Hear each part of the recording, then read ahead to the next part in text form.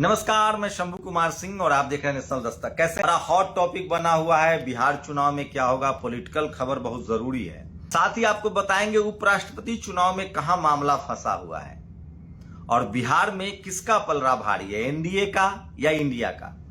और ये विश्लेषण टीवी अखबार आपको नहीं दिखाएगा। टीवी अखबार सिर्फ और सिर्फ हवा बनाता है। किसकी हवा बनाता है?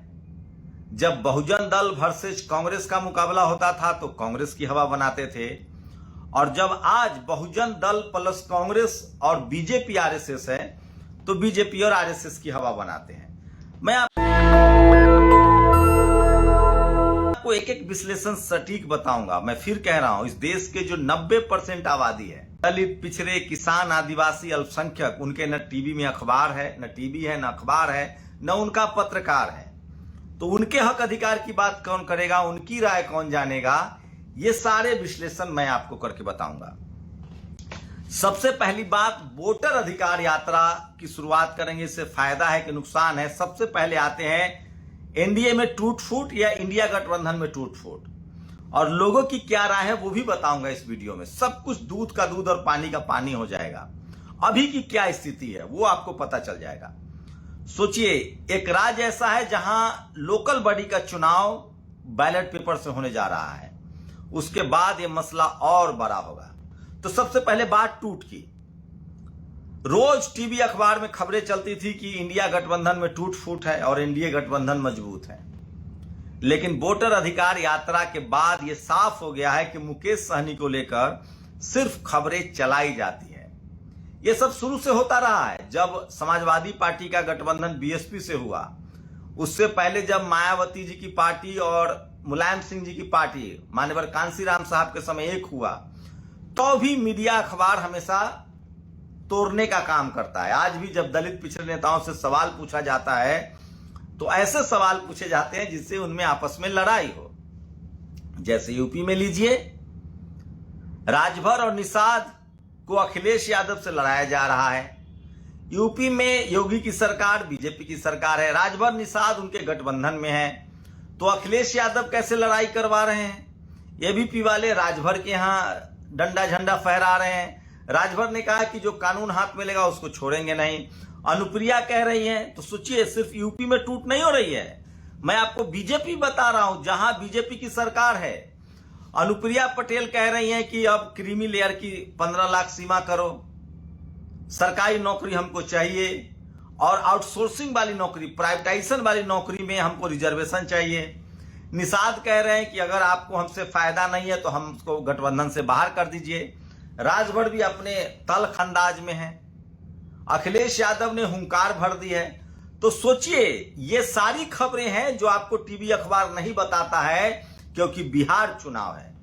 टीवी अखबार का काम है बीजेपी की खबरों को छुपाना, और टीवी अखबार का काम है बीजेपी का प्रवक्ता बनना। तो वो कर रहे हैं। खैर, सोचिए, इतनी लड़ाई तो यूपी में चल रही है जहां चुनाव ना हो। अब बात है बिहार में। बिहार में मुकेश सहनी के लेकर जो खबरें थी, आज भी बड़ी बैठक हुई है, और वोट अधिकार यात्रा ने इन तेजस्वी यादव, मुकेश सहनी और राहुल गांधी की बॉन्डिंग को और मजबूत कर दिया है। सीट को लेकर जो खींचातानी थी वो भी खत्म हो रहा है, और तेजस्वी यादव ने एक बैठक में कहा कि पीपी नहीं चलेगा, मतलब पैसा और पहुंच। इस बार जो इंडिया गठबंधन की पार्टी है वो कोशिश कर रही है कि हम हर सीट पर मजबूत कैंडिडेट, विनिंग कैंडिडेट को देंगे। वो सोशल पॉलिटिकल अलायंस भी देख रहे हैं। और सोचिए, तो कौन सीट कांग्रेस का होगा, कौन सीट मुकेश सहनी का, कौन सीट तेजस्वी का, ये तय नहीं होगा।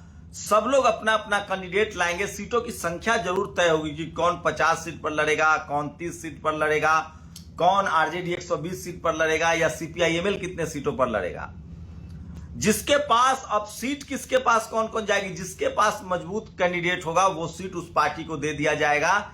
इस तरह की बातें अंदर से निकल के आ रही है। तेजस्वी यादव ने कहा है कि पैसा और पहुंच, पावर, पीपी नहीं चलेगा। अब बात करते हैं इंडिया गठबंधन की, एनडीए की।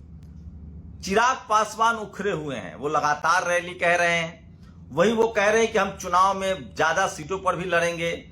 हो सकता है उनको 30 सीट मिले। अगर 30 सीट उनको मिलता है तो फिर मांझी उखड़ जाएंगे। मांझी कम से कम 20 सीट चाहते हैं। अगर 30 सीट चिराग पासवान को दिया गया तो मांझी को मैक्सिमम 10 सीटें मिलेंगी। तो 30 और 10 कितना हुआ? 40। बचता है 3 सीट। तो क्या उपेंद्र कुशवाहा 3 सीट पर मान जाएंगे? देखिए, जेडीयू 100 बड़े भाई की भूमिका में है, वो 101 सीट लड़ेगी। ऐसे में बीजेपी को 100 सीट लड़ना पड़ेगा।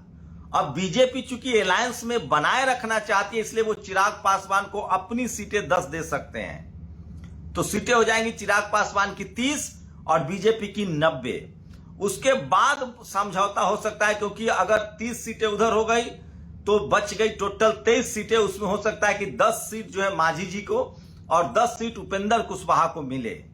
ऐसे में अगर ये दोनों उपेंद्र कुशवाहा और मांझी भी थोड़ा और ताकत दिखाते हैं तो बीजेपी 10 सीट और अपना कम करेगी और 5-5 15-15 सीटें देगी। 243 सीट है। नीतीश कुमार 101 सीट से कम पर लड़ने के लिए तैयार नहीं है। ऐसे में चिराग समझौता की कोशिश थी कि 101 सीट जेडीयू लड़ेगी और 100 सीट बीजेपी लड़ेगी। तो 200 हो गया, बचा 43 सीट। 43 में 20 चिराग पासवान 20 चिराग पासवान लड़ सकते हैं और बच गया 20 सीट और 22 सीट। तो उसमें 10 सीटें मांझी जी, इक्का दुक्का किसी और को डाला जा सकता है। तो फिलहाल बिहार में एनडीए में ज्यादा टूट दिख रही है, इंडिया गठबंधन में नहीं। इंडिया गठबंधन में वोट अधिकार यात्रा की वजह से एक सहमति तो बनी है। अब दूसरी खबर, जनता की क्या राय, यह बड़ा सवाल है। वोट अधिकार यात्रा में जिस तरह का जनसैलाब उमड़ा, जिस तरह की भीड़ जुटी, उससे साफ है कि लोग नाराज हैं। खासकर पिछड़ा, अति पिछड़ा, दलित, महादलित और ओबीसी, अल्पसंख्यक समाज बीजेपी के साथ पहले ही नहीं जाएगा। बिहार में लोग सरकारी नौकरी चाहते हैं, बिहार में लोग नौकरी चाहते हैं, बिहार में लोग, आप उनको ठग नहीं सकते हैं, वर्गला नहीं सकते हैं। सरकारी नौकरी को लेकर बिहार में दलित, पिछड़ा, किसान, आदिवासी, अल्पसंख्यकों में बड़ा क्रेज है, क्योंकि उससे यहां बिजनेस नहीं है। तो ये देखिए, ये लाइन बिजली चली गई है, ये है बिहार में बिजली आती जाती रहती है। तो खैर कोई बात नहीं है। तो बिहार में जो गठबंधन है, बिहार की जनता, सोचिए बिहार के लोग दिल्ली, मुंबई, हर शहर में पढ़ने जाते हैं। यहां लोगों के जहन में नौकरी आईएएस हो या चपरासी हो। हम सब लोग, खासकर जो पहले जनरेशन के लोग हैं, खासकर ओबीसी की जातियां, अति पिछड़े समाज में अब सब लोग 70% तक स्कूल कॉलेज चले गए हैं और वो नौकरी चाहते हैं। और तेजस्वी यादव और नीतीश कुमार की सरकार ने जो नौकरी दी थी वो एक बड़ा मुद्दा बना हुआ है। महिलाओं को लेकर कहा जा रहा था, तो सोचिए सेविका हो, आंगनबाड़ी हो, वो बिहार में प्रदर्शन कर रही हैं।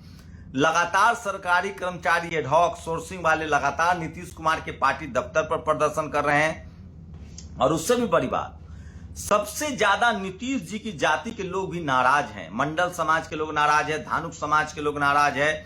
बिहार में जितने यादव थे उनको बालू और शराब से तो अलग कर ही दिया गया।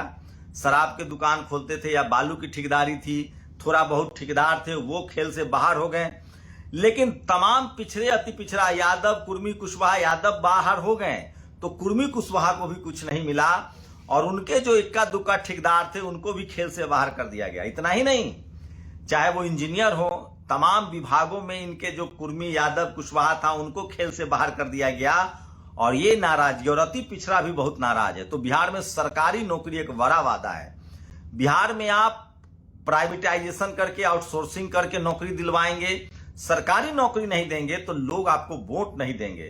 तेजस्वी यादव के साथ यही जा रहा है। और यही वजह है कि बिहार में दलित हो, महादलित हो, पिछड़ा हो, अति पिछड़ा हो, उसको लगता है कि अगर नौकरी ही नहीं रहेगी तो हमें जीवन में आगे बढ़ने का मौका नहीं मिलेगा। और यह बात बीजेपी के खिलाफ जा रहा है। देश भर में बीजेपी के बारे में परसेप्शन बन गया है कि ये नौकरी नहीं दे सकते, ये सरकारी नौकरियां खत्म कर रहे हैं। रेलवे, बैंक, इस सब पर हम सब लोग, रेलवे की नौकरी, बैंक की नौकरी, एसएससी की नौकरी, क्लर्क की नौकरी। तो बिहार में सरकारी नौकरी एक बड़ा मुद्दा है जिससे आप पिंड नहीं छुड़ा सकते। और इस मुद्दे पर तेजस्वी यादव आगे बढ़ रहे हैं। रही बात दूसरी, बिहार में सामाजिक न्याय की जड़ें बड़ी गहरी है। जगदेव बाबू, ये इनकी जड़ें गहरी है। बिहार में सामाजिक न्याय पर बीपी मंडल साहब की जड़ें गहरी है। लालू यादव का बड़ा काम है। अब तक बीजेपी नीतीश कुमार को आगे करके चुनाव में सत्ता में 20 साल से बनी हुई है। नीतीश जी की तबीयत खराब है और प्रशांत किशोर जिस तरह से तेजस्वी यादव, उसको लेकर नीतीश जी के समर्थकों में लगता है कि ये लोग जानबूझकर नीतीश को हराना चाहते हैं और ये प्रशांत किशोर हो या चिराग पासवान हो, ये बीजेपी के आदमी हैं। तो नीतीश कुमार का जो खासकर अति पिछड़ा वोट है वो आरजेडी और कांग्रेस की तरफ शिफ्ट होता हुआ दिख रहा है। और अति पिछड़ा में निषाद समाज हो, मल्लाह समाज हो, बिंद समाज हो, वो इंडिया गठबंधन के साथ है। धानुक समाज का बड़ा बेल टूट रहा है। कुशवाहा समाज को बड़े पैमाने पर टिकट देने की तैयारी हो रही है।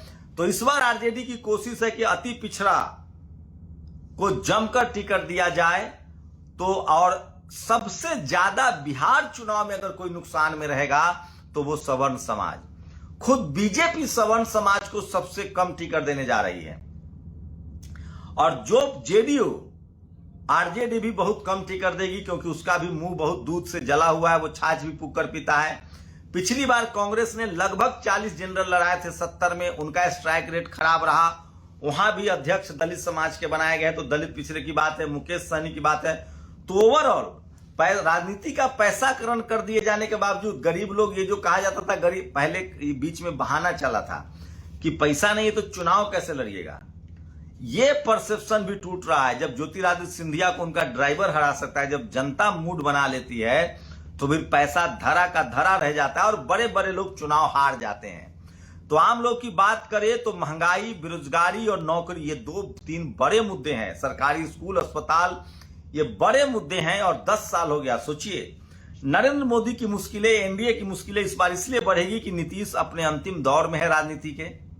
ये सबको पता चल गया है कि उनके आसपास ललन सिंह, संजय झा और विजय चौधरी हैं और ये बात बहुजनों को पसंद नहीं है, दलित पिछड़ों को पसंद नहीं है। तो नीतीश जी सबसे कमजोर वक्त में है, उनका वोट शिफ्ट हो जाएगा कांग्रेस और आरजेडी की तरफ, मुकेश सहनी की तरफ या सीपीआईएमएल की तरफ।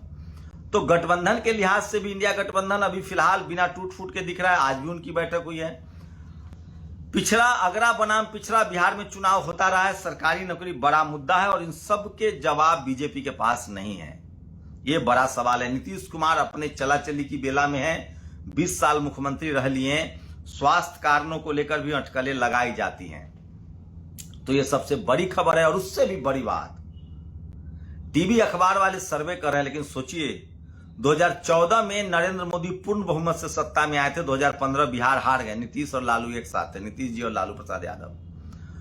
2014 में 2014 में आए। 2019 में फिर मोदी सबसे ताकतवर बन के 300 सीट जीत के आए दिल्ली में। लेकिन 2015 के विधानसभा चुनाव में हारते हारते बीजेपी और नीतीश कुमार की गठबंधन बची थी और सबको पता है सरकार कैसे बनी।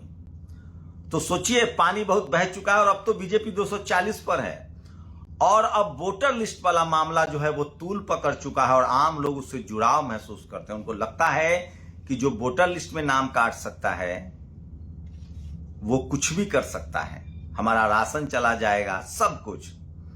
तो बिहार के लोग उड़ती चिड़िया को हल्दी लगाते हैं। हाँ, एक चीज जो बिहार में बीजेपी के साथ बना हुआ है वो है टीवी और अखबार। और अब आम आदमी कहता है कि टीवी अखबार किसी पार्टी का प्रवक्ता है। तो ओवरऑल मिला के देखेंगे तो इंडिया गठबंधन फिलहाल बिहार में बहुत आगे है, जिसकी आप कल्पना नहीं कर सकते हैं। बहुत आगे है इंडिया गठबंधन से। बस शर्त इतनी है कि इंडिया गठबंधन पिछड़े, अति पिछड़े, दलित, महादलित मतलब और अल्पसंख्यक 90% लोगों को अगर वो 90% टिकट देती है तो फिर उसको बीजेपी को हराने में मुश्किल नहीं होगी, क्योंकि नीतीश कुमार अब बीजेपी की ढाल नहीं बन पा रहे हैं। उनकी तबीयत की वजह से अब उनके ही समाज के लोगों को लगता है कि अब उनको सिर्फ उनका इस्तेमाल हो रहा है। जिस तरह से लूट चल रही है बिहार में, बड़े बड़े कॉन्ट्रैक्ट, ठेकेदारी, पुल गिर रहे हैं, जिस तरह से दलित पिछड़ों को दरकिनार किया गया, खासकर जो छोटा मोटा ठेकेदार वर्ग पैदा हुआ था, बिजनेस वर्ग पैदा हुआ था दलित पिछड़े अल्पसंख्यकों में या कुर्मी में, कुशवाहा में, मंडल में, निषाद में, उन सब लोगों को लगता है कि अब ये सरकार नीतीश जी नहीं चला रहे हैं, नीतीश जी का सिर्फ इस्तेमाल हो रहा है। इसलिए पिछड़ा अति पिछड़ा तेजी से गोलबंद हो रहा है। और बिहार में जाति के नाम पर राजनीति नहीं होती है, जातिवाद के खिलाफ राजनीति होती है, यहां सामाजिक न्याय की जड़ें बहुत गहरी है। आप लोग अगर बिहार से हैं तो अपनी प्रतिक्रिया जरूर दीजिए। मैं फिर कह रहा हूं कि बिहार में आज के हिसाब में से अगर बात करें तो इंडिया गठबंधन बहुत आगे। बस फर्क ये है, देखने वाली बात होगी कि ये इंडिया गठबंधन के लोग टिकट पैसा देखकर देते हैं, अमीर को देते हैं या जनाधार वाले को देते हैं। इसलिए राजेंद्र प्रसाद सिंह की लाइन से खत्म करूंगा। राजेंद्र प्रसाद सिंह कहते हैं कि बीजेपी पैसे वाली पार्टी हो सकती है, जनाधार वाली पार्टी नहीं है। जनाधार वाली पार्टी तो बहुजन पार्टियां होती है। तो टीवी अखबार के तमाम हवा के बावजूद आज के समय में इंडिया गठबंधन बहुत आगे है। तो आप लोग अपनी प्रतिक्रिया जरूर दीजिए, आपकी प्रतिक्रिया बहुत जरूरी है। शुक्रिया। नेशनल दस्तक की आपसे गुजारिश है कि अगर इसको बचाना चाहते हैं तो नेशनल दस्तक को सब्सक्राइब करने के लिए रेड कलर के सब्सक्राइब बटन को दबाएं, फिर बेल आइकन की घंटी दबाएं। नेशनल दस्तक को बचाने के लिए बहुत जरूरी है कि हर खबर को शेयर करें, लाइक करें, कमेंट जरूर करें।